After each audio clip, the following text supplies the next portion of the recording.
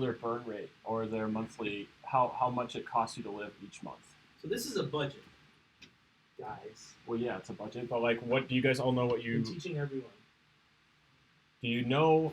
What it? Okay, so am I like, is this interactive right now, or am I just talking? I would just talk about what you do. Okay. So let's see this really quick. This is interactive right now. What do you do now for? Make it bigger so you can see. Oh, that's cool. All right. So I tracked everything for the whole year last year. Every dollar that came and went from my bank account, so I know exactly, for the most part, what I averaged each month for these three categories. Well, three main categories. So for food, I averaged $550 a month. For gas, around $210. That's really closer to like $3 now that gas prices are higher and that I'm driving more. And then personal stuff. So that's like if I buy a pair of shoes, or like if I buy toilet paper, stuff like that, like personal things. It was around $500 a month. And then any business expense, so like my laptop, AirPods, or that filing cabinet, things like that, will just be in there. And then every week, every Sunday, I just look at my banking app and I see what I spent money on. So I just go to the last thing, to like the last expense, and then I start from there. And then I just added in, oh, there's a Target expense. Oh, this one was at Shell.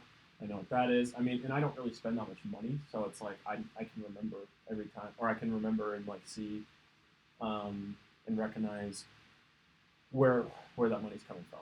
It's usually pretty easy. So like every week I'll add in like what I'm spending on food, and then it adds it all up down here. So like this month I've spent $600. This is just on this these are just, I call these variable expenses because they vary every month. We'll go over to this. And these are my monthly payments. So these are all my fixed payments. My Apple Music, student loans, which is at zero because they're in deferment. It's only like $50 a month though. Gym, 22, and you can see all the rest there. So like 700 in fixed payments every month. And then the variable expenses I add in at the end of every month. And then the total, so savings, I give 10% of what I make to my church. And then I just keep money in my bank account. I don't actually set money aside for taxes. I haven't done that yet, but I could.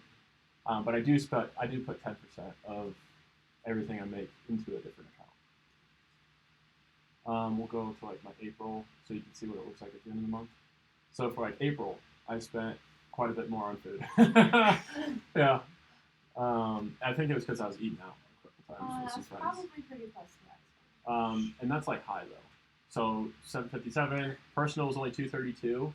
However, my business expenses were super high in April because I did buy a computer, but my stimulus check paid for it. So this is my income. We'll wait for that. So yeah, like I've never had a business expense this high. So like just in April, I spent $2,200 on business. And you can see. Then I just add all these numbers in to my monthly payment at the end of the month. So back here, and then I actually track. So I totaled. No.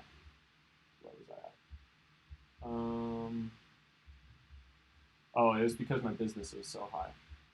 I was actually, yeah, so I was positive. So I either go positive or negative each month. So it should be below 3,000 or at 3,000. Like all these fixed payments and variable payments should be at, and business is obviously tax write-off, so I don't really count that.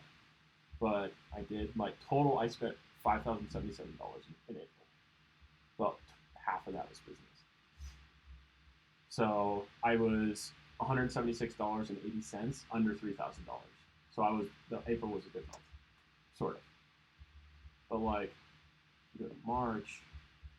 So I know I was positive in March. In April. In March, I was negative 360. So this is more accurate.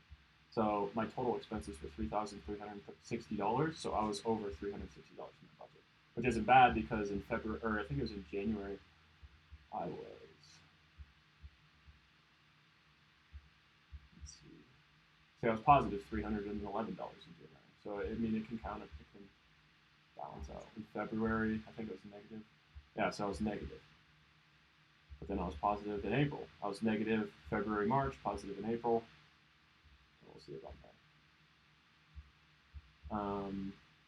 But it's super helpful. Like knowing, like, okay, well, not and just because I budget for like $500 personal or food or whatever it is, I'm not going to like I don't have to spend that much. It's just like I don't want to go over that. What do you base your budget on?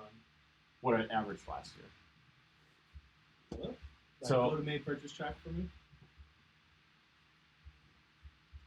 And you don't have any budget for top. Are the greens your budget? What do you mean? Go to the top. So you see how you say food goal 550. Yeah, that's the budget. Gas goal 210, Yeah. 500. Why don't you have anything for business? Because it's like I mean I have to like I just don't budget for this. I mean it's not like because those are necessities. Like I can control food. Like if I need to So spend if you go something on- negative in your budget, but it's because of business stuff only, you're okay with that? I mean, sure. I don't know. I'm still kind of figuring out. But income, I mean, of course, income's pretty straightforward. Like, actually, I haven't made money on that yet. April, I had a good month. So I'll do like what the client was, the amount, and then it's supposed to take out 10% for everything, so I can see it clearly, but it didn't copy over. But then I date it too, and then every month. So at the beginning of every month, I can just like you just go up here and you can copy and paste it, and I just go through one. It's pretty simple. You just delete everything, and that's how you do it every month. Stop at the top. On the top bar on the right, you'll have a stop that.